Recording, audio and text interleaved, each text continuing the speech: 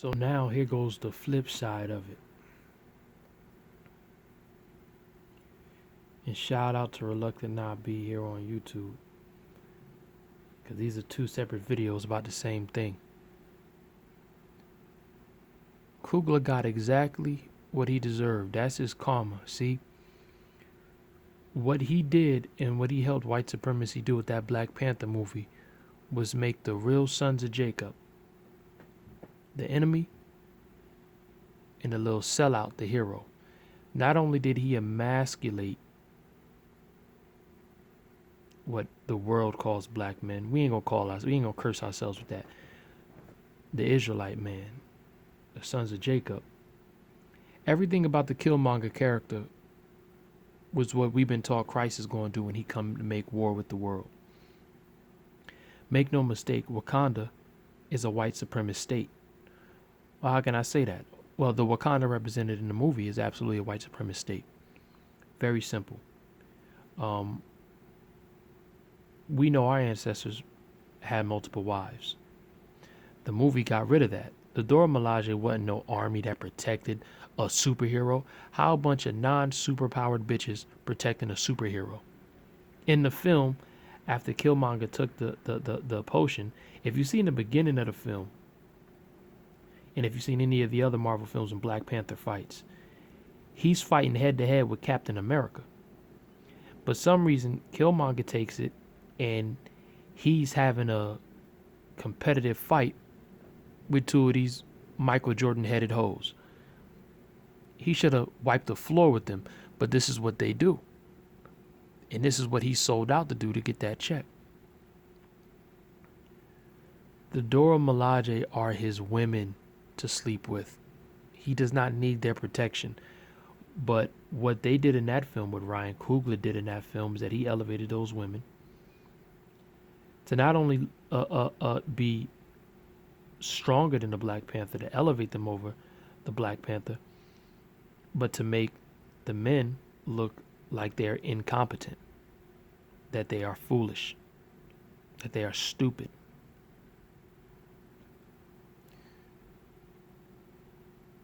Watching it with a Dementor at the end, is oh, look at them, they're stupid, they're fighting for the wrong guy. Essentially, the reason why I say Wakanda is a white supremacist state is because in the universe of that film, Claw, the white supremacist, they all know that this place exists. They just supposedly cannot find it. And essentially, they live in peace because they do not lift a finger to go stop white supremacy worldwide. It would be like the Most High giving us our spiritual information, our technological powers, and we just go make a country and hide. And we just let white people continue to rape and pillage the world. They even tried to say things, well, Killmonger killed his girlfriend, he's a bad guy. No, she laid her life down. Hence why she did not call him by his code name. She called him by his first name, Eric, which means king, and she apologized.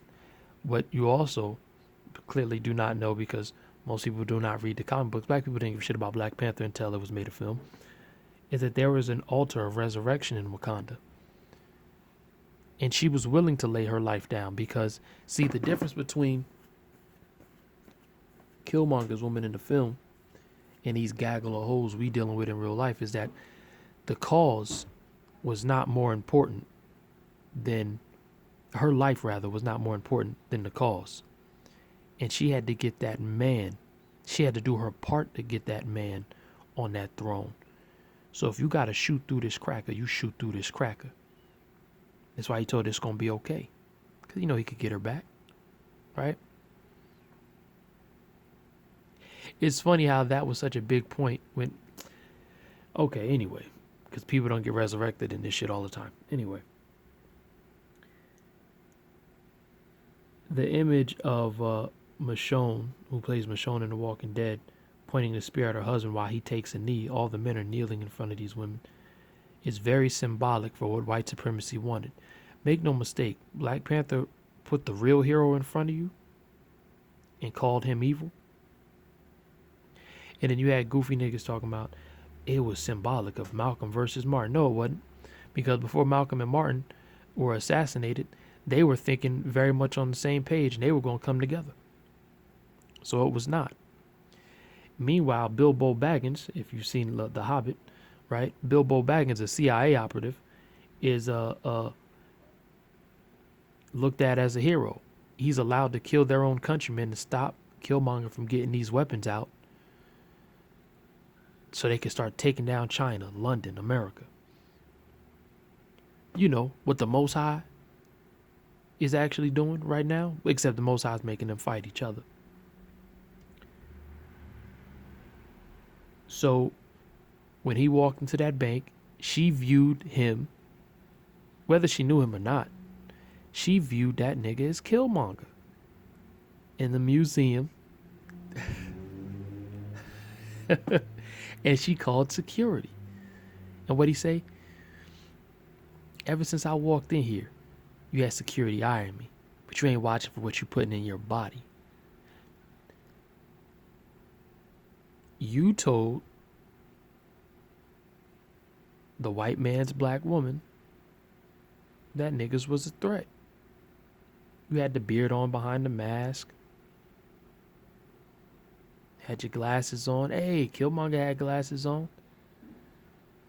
So I'm going to talk about it from both sides. That's your wake-up call.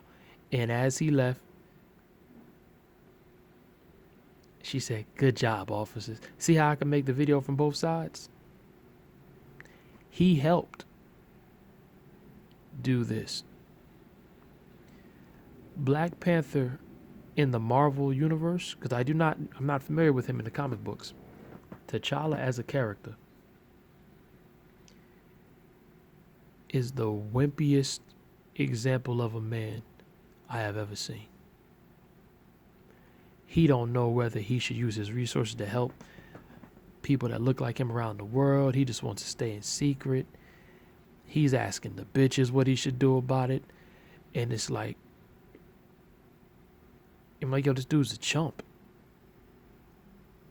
I would not want my son, if I had a son, to take any characteristics of this bitch ass nigga.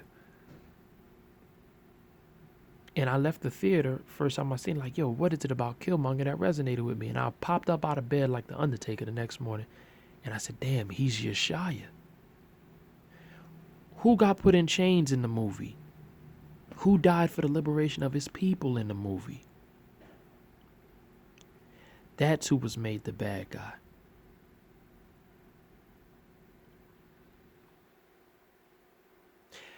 If y'all ever wanted me to do a further breakdown on the Black Panther, because I got some observations on that movie, especially now with all this new magical information that's come out. But I could break down step by step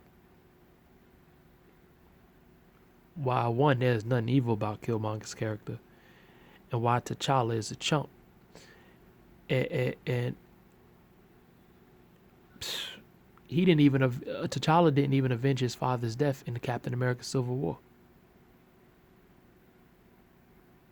Killmonger avenged his father's death.